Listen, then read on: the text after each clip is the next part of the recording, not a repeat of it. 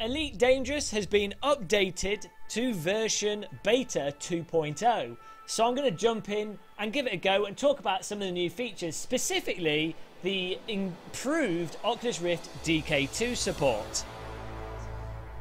Bit of the dramatic horn there to get you into the spirit of space dealing and wheeling and dealing. F12, of course, is the recenter camera button. There we go.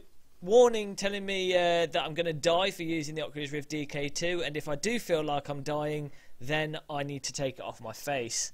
But that's hopefully I won't die too fast and I'll get to enjoy Elite Dangerous before expiring. Now, the most noticeable thing is the improved DK2 support and how it runs in direct mode. It still works in the generic mode, the mirrored mode, or I don't know what it's called, but the direct mode is there now.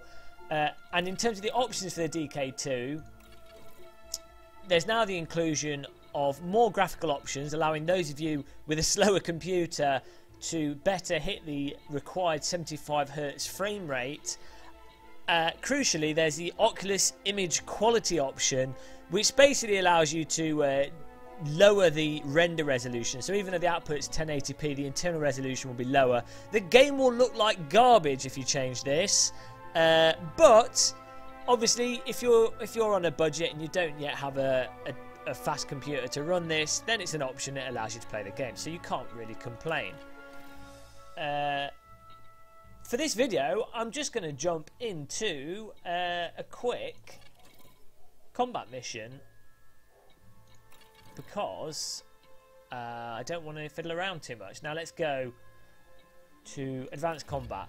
So one of the things noticing from playing the single player was prior to this update, when you were in the big spaceship areas, the game would stutter, lag out, and there'd be massive issues. But now it runs pretty smooth. You can get some frame drops and it can slow down a little bit, but it's nowhere near as bad as it was before. And just in the cockpit now, this feels so much smoother and a lot better than it was before. You can change the brightness of your actual cabin area, which I'm not sure if that was an option before, but I was fiddling around with the settings and that became apparent to me, and it does make it easier to see the details of the cabin. That just looks fantastic. Let's find these guys I'm supposed to be killing. There we go. There they are. Now, out of all the titles available for the DK2, I think there's only really, in terms of complete games that really work flawlessly with the DK2, you've got Euro Truck Simulator 2, Elite Dangerous, which is still in beta obviously, and Live for Speed. Other than that, I've probably forgotten something, but other than that, those games work, in my opinion, pretty much flawlessly. And to be honest, I would not want to play those games on a screen. I've actually tried playing Elite Dangerous on a screen since playing on a DK2, and it's just not the same experience. It just doesn't feel right. Just checking my recording there. It just doesn't feel right playing it on a screen. It's night and day. It's like playing some kind of kiddie's toy and then actually going into space and flying around in space. That's the difference.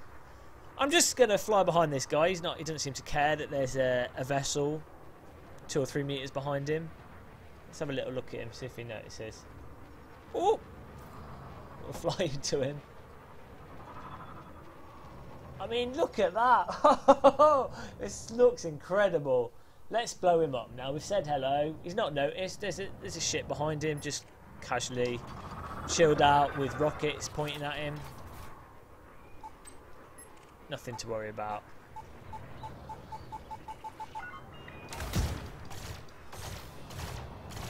Now I am running the special effects and everything else on low, other than textures, because whilst recording, my computer is a little bit of a potato. So I do have to turn things down to get a good frame rate whilst recording, but it definitely, since the update, Oh, he's dead. There we go. Since the update, the game is definitely running a lot faster than it was previously, and I think the graphics options do make a difference. I love doing this where you turn off autopilot or the auto controls and then rotate your spacecraft, because you can do far faster rotations. This is really cool. It's like you're drifting a spaceship and you just let go of it. There's a little button on the HOTAS Warthog that lets you momentarily turn off the autopilot. Of course, I am playing this right now with the HOTAS Warthog, which is a little bit overkill, but you know, it does the job. If you've got an X52, an X55, or just about any other joystick with an accelerator, to be honest, they'll all do the job. They all work fine.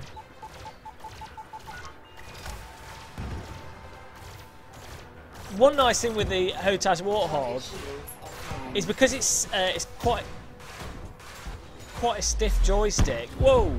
That's really deep bass before it blew up. Because it's quite a stiff joystick, it makes the ship have a little bit more believability to it, feel a little bit more tangible. And what is really strange, actually, using the HOTAS Warthog, is because the joystick is metal, when I look at the in-game flight stick, my mind is thinking that in-game flight stick's made out of metal, and that what I'm feeling with my real joystick is what I'm seeing. Absolutely bizarre. Now at this point in the video I was going to go to the normal online mode and jump in, but unfortunately the server wasn't operating, I assume because everyone's jumping in and playing, because it is pretty damn spectacular. Nonetheless, I recorded myself playing earlier in the morning, just testing out the starport, and it really does work a lot better since the update. There's not as much jitter, if at all really. I mean, I was recording. If you don't record, there's not any jitter, there's no problems with frame rate. Those of you with slower computers should have far fewer issues. And perhaps outside the starport now operating, the galaxy map actually is usable with the Oculus Rift DK2, whereas before you could use it, but I had issues with it crashing, and with the DK2 I found it quite hard to see what was going on. But now it seems to all operate as you would expect. It's not perfect, but it's a massive improvement over what it was like before. So it's definitely worth getting Elite Dangerous if you like spaceships, if you like virtual reality, and you just want an absolutely awesome title. The full retail game should be out before Christmas, and of course we've got about 9 or 10 months until the consumer Oculus Rift, give or take. So thanks for watching this video. I hope it was informative. I'm going to be making more Elite Dangerous videos since the update makes it far more playable. And I'll see you guys soon. Don't forget to like the video if you enjoyed it, subscribe to the channel, and check out the other videos. Thank you and goodbye.